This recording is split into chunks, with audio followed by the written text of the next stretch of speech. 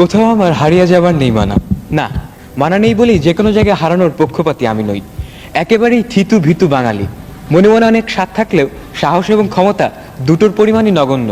বলা যায় আপাদমস্তক ঘরকনে আমি।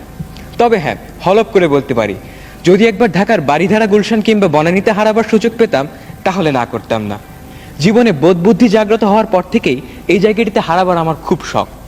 রবীন্দ্রনাথ যদি প্রকৃতিপ্রেমী না হয়ে হতেন আমার মতো নিরেট বৈষয়িক আর জন্ম নিতেন আমাদের যুগে, তাহলে মনে মনে না হারিয়ে তিনি নির্ঘাত হারাতেন গুলশান বনানীতে আর লিখতেন, দেখা হয়নি এই চক্ষু মেলিয়া, শিলাই দহ হতে শুধু বাড়িধারা আসিয়া, জুতোর উপর আছে এখানে হীরক বিন্দু বিন্দু।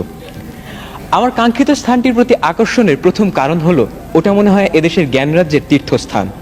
আর এদেশে তো বাংলা ভাষা না জানলেও চলে, কিন্তু হালের ইংরেজি বারোয়ারি সাহিত্য আর ইংরেজি ভাষাটা না জানা থাকলে জ্ঞানগর্ভ বৈঠকে আলাপে দৃষ্টি কারার জো নেই। শুনেছি আজকাল ভদ্রপল্লীতে খাঁটি বঙ্গদেশীয় কুকুরের সাথেও নাকি ইংরেজিতেই কথা বলতে হয়।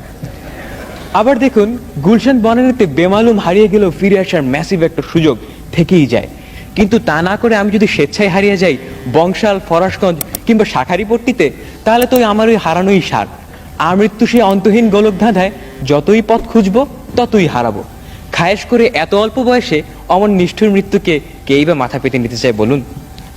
আসলে ঢাকা শহরের সুন্দর যা কিছুই আমি দেখি তাই পেয়ে যাই গুলশান বাড়িধারা আর বনানীতে। এ প্রসঙ্গে একটা গল্প বলা যায়। এক তরুণ ডাক্তার নির্জন পার্কে তার প্রেমিকার সাথে মিষ্টি মধুর আলাপ করছিল। তরুণীর হাত ছিল সে ডাক্তারের হাতে, আর তরুণীর হাত দুটো ছিল নিখুঁত সুন্দর, শৈল্পিক। এই কথারই তরুণ ডাক্তার বলছে এভাবে, বাহ, তোমার হাতে পালস তো খুব টাইমলি বিট দিচ্ছে। এখন আমার অবস্থা হয়েছে ঠিক সেই তরুণ ডাক্তারের মতো। সৌন্দর্যের স্বর্গ বলতে আমার যেটুকু কল্পনা, তাই ওই বাড়িধারা গুলশান অর্থাৎ বাংলাদেশের স্বর্গকে ঘিরেই।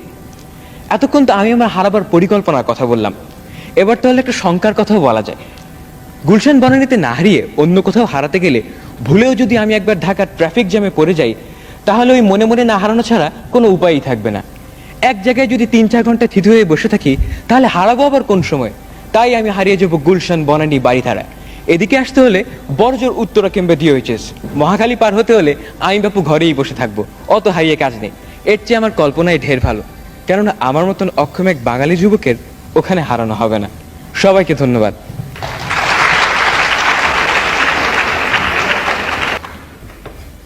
সম্মানিত সভাপতি ও উপস্থিত সুধী, কোথাও আমার হারিয়ে যাবার নেই মানা, এই বিষয়ে এতক্ষণ আমার সতীর্থ বিজয়ীদের বক্তব্য শুনছিলাম। তারা প্রত্যেকেই গুলশান বনানী প্রেমিক, পর্যটন প্রেমিক, দেশপ্রেমিক। আমি তাদের মতো নই, বরং কিছুটা আত্মপ্রেমিক। আমি নিজেকে নিয়ে ভাবতে ভালোবাসি, নিজেকে নিয়ে হারিয়ে যেতে চাই। আমি মনে করি এবং আমি বিশ্বাস করি আমি এই পৃথিবীর সবচেয়ে সুদর্শন এবং ক্যারিশমাটিক তরুণ। তা নিশ্চয়ই আপনারা আবার এই ডায়াস আসা দেখেই বুঝতে পারছেন। আপনাদের হাসি প্রমাণ করে আমার এই প্রতিভা এখানে বিকশিত হওয়ার সুযোগ নেই। তাই আমি ঠিক করেছি আমি প্লেনে করে সুদূর মার্কিন যুক্তরাষ্ট্রের হলিউডের উদ্দেশ্যে পাড়ি জমাবো। সেখানে গিয়ে আমি সিনেমার নায়ক হব। যেহেতু আমি পূর্বেই বলেছি আমি পৃথিবীর সবচেয়ে সুদর্শন এবং ক্যারিশমাটিক তরুণ, সেহেতু হলিউডের অন্যান্য নায়ক, নায়িকা এবং পরিচালকের কল্পনার রাজকুমার হব আমি। তারা প্রত্যেকেই আমার সাথে অভিনয় করার জন্য আমার বেভারলি হিলসের বাড়ির সামনে লাইন ধরবে। আমি তাদের মধ্যে থেকে আমার পছন্দ মতো অভিনেতা, অভিনেত্রীদের বেছে নিয়ে অভিনয় করব। আমার সঠিক পছন্দের কারণে আমার অভিনীত প্রতিটি বায়োস্কোপই বক্স অফিস হিট করবে। এভাবে হিরো হিসাবে নাম করার পর আমি হব ঢালিউড থেকে আমদানিকৃত প্রথম ব্যক্তিত্ব যে পরপর 3 বার অস্কার পেয়ে টম হ্যাঙ্কসকে ছাড়িয়ে যাব। যখন আমি খুব সুপার হিরো হব, ঠিক তখন আমি একটি খান অ্যান্ড খান প্রোডাকশন নামে একটি সিনেমা তৈরি প্রোডাকশন হাউস তৈরি করব এবং এই সকল প্রোডাকশন হাউসের মাধ্যমে বিশ্বের সবচেয়ে সফল চলচ্চিত্রগুলি তৈরি করব। কিছুদিনের মধ্যেই আমার খান অ্যান্ড খান প্রোডাকশন হাউস বিশ্বের সবচেয়ে বড় মাল্টিবিলিয়নার কোম্পানি হিসাবে আবির্ভূত হবে। তখন প্রায়শই আপনারা পত্রিকায় আমার ছবি দেখবেন, প্রিন্স ইমরান খান। এত গেল ইহকালের কথা। বিত্তবান হওয়ার পরেই আমি পরকালের দিকে নজর দিব। তখন আমি খানস কেয়ার নামে একটি আন্তর্জাতিক সেবা সংগঠন গড়ে তুলব। যেহেতু ওই হলিউডেও ওই বৃদ্ধ বয়সেও আমি হলিউডের সর্বাপেক্ষা সুদর্শন বৃদ্ধ থাকবো, সেহেতু আমি আমার এই ইনোসেন্ট ফেস এবং আমার কনভিন্সিং ক্ষমতা দ্বারা হলিউডের সকল নায়ক, নায়িকা এবং পরিচালকদেরকে কনভিন্স করে ফেলবো। তখন আর তারা বেভারলি হিলসে বাড়ি কিনবে না, বেভারলি হিলসে বাড়ির দাম কমে যাবে। তারা আমার সেবাশ্রমের টাকা দান করবে এবং তাদেরকে নিয়ে আমি আমার চার্টার্ডকৃত 777 বিমানে করে সারা পৃথিবীময় ঘুরে বেড়াবো এবং বিশ্বের সকল ধনী ব্যবসায়ী এবং রাষ্ট্রনায়কদের যুদ্ধ খাত ও বিলাস খাতে ব্যয় কমিয়ে আমার সেবাশ্রমে টাকা দান করতে বাধ্য করব।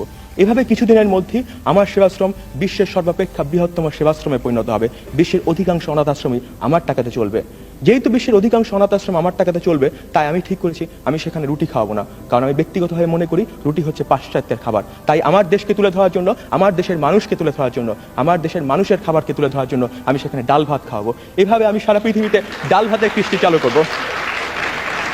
ডাল ভাত তখন হবে বিজয়ের প্রতীক। মার্কিন যুক্তরাষ্ট্রের রাস্তায় রাস্তায় তখন আর বার্গার কিংবা পিজা বিক্রি হবে না, সেখানে বিক্রি হবে রাইস। ব্রুক শিল্ড কিংবা আরো বিখ্যাত অভিনেত্রীরা এসে বলবেন, please Imran, give me some rice or I will die.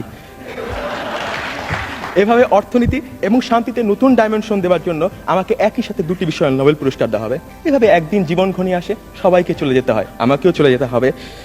আজকে সময়ের অভাবে আমার কর্মময় জীবন সম্পর্কে আপনাদেরকে আমি পরিপূর্ণভাবে জানাতে পারলাম না, তবে চিন্তার কিছু নেই। আমার মৃত্যুর পর আমার সেক্রেটারি কর্তৃক রচিত আ লাইফ অফ এ বিলিয়নার গ্রন্থটি পড়লে আপনাদের কর্মময় জীবন সম্পর্কে জানতে পারবেন। সবাইকে নিরন্তর শুভেচ্ছা।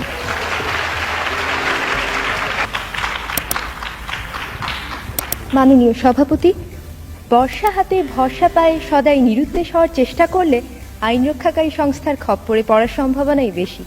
আমি নির্বিবাদী মানুষ, মুরগি কাটা দেখলেই মন খারাপ হয়ে যায়। তবে ছোটবেলায় নিজেকে বীরপুরুষ ভাবতে মন্দ লাগতো না। হারে রেড়ে বলে কেউ এগিয়ে এলে মাকে রক্ষার ভার যদি আমার ওপর এসে পড়তো, সেটা কেমন মজা হতো জানি না। কিন্তু আমার অধ্যাপিকা মা গায়ে এক রত্তিও শোনা পড়েন না, সুতরাং কল্পনার সেই বীরপুরুষ বেশি দিন টিকতে পারেনি। তবে ভীতু ভদ্রলোক হওয়ার যে বিপদ আছে, সেটাও খুব অল্প বয়সেই জানা হয়ে গেছে। বান্ধবী এসে একদিন বলল, এসো আমরা আমাদের সবচেয়ে প্রিয় জিনিস বদলা বদলি করি। আমার চমৎকার বিদেশি ছবি আঁকা পেন্সিল বাক্সটা গেল, বিনিময়ে পেলাম তার পরিত্যক্ত রাবার। শুনে সবাই হেসে বলল, একটু চালাক চতুর হতে হয়। কিন্তু আমার খুব দুঃখ হলো যখন দেখলাম ও আর আমার কাছে আসছে না। একবার এক আবৃত্তি প্রতিযোগিতায় যোগ দিলাম। কাছ থেকে সংস্কৃতি অঙ্গনে সব পরিচিত তারকাদের দেখে চমকিত হলাম, কিন্তু আমার পালা আসার সঙ্গে সঙ্গে শুরু হলো তাদের চা খাওয়ার পর্ব। কারো আর প্রতিযোগীর দিকে দৃষ্টি নেই। এত দুঃখ হলো, কয়েক মুহূর্তের জন্য বেদুইন হয়ে যাওয়ার ইচ্ছে হয়েছিল হয়তো। পরে ভাবলাম, তারকারাও তো রক্ত মাংসেরই মানুষ। বেচারা জন লেনন তো খ্যাপা ভক্তের হাতে প্রাণই দিয়ে দিলেন। সুতরাং তারকা হওয়ার স্বপ্নও বাদ। কিন্তু একটা প্রতিযোগিতা কিছুতেই এড়ানো যায় না। অনেক খাটুনির পরও পরীক্ষার হলে বসে মনে হচ্ছিল বড় নড়বড়ে পরীক্ষার্থীরা আসনটা, যে কোনো অপ্রত্যাশিত ব্যাপারই ঘটে যেতে পারে। হলেও তাই, কম্পিউটারের কুয়াশায় হারিয়ে গেলাম।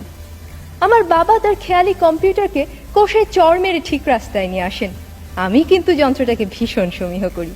পারস্যের শাহজাদিকে উদ্ধার করতে গিয়ে বারবার নিহত হয়েও আমি কখনো কম্পিউটারের সাথে খারাপ ব্যবহার করি না। I still believe in the system. ছোট পর্দার নেপথ্য বিচারপতি বা সমতা বিধানকারী কি অবলীলাক্রমে 50 মিনিটে অন্যায়কে ল্যাং মেরে ফেলে দেন। কিন্তু বাস্তবে যেখানে ভালো মন্দের সীমানা অস্পষ্ট, সেখানে সবাই নিজেকে অভ্রান্ত ভেবে যদি নিয়ম ভাঙার খেলা শুরু করে, তাহলে মাঠ ছেড়ে ঊর্ধ্বশ্বাসে পালাবে বেচারা দর্শক। ইহার চেয়ে হতেম যদি না, আমি তো ভালোই আছি একটা ভীতু সাধারণ মেয়ে হিসেবে। আমার মধ্যে কোনো দুরন্ত আশা নেই, ন্যায়দণ্ডধারী মহাবীর বা চতুর্মুখর মেধাবী মুখ হওয়ার উচ্চাকাঙ্ক্ষা নেই। একজন সৎ, পরিশ্রমী, বিবেকবান মানুষ হতে পারলেই আমি খুশি। ছেড়ে দিয়ে আমি জিতে যেতে চাই। ধন্যবাদ।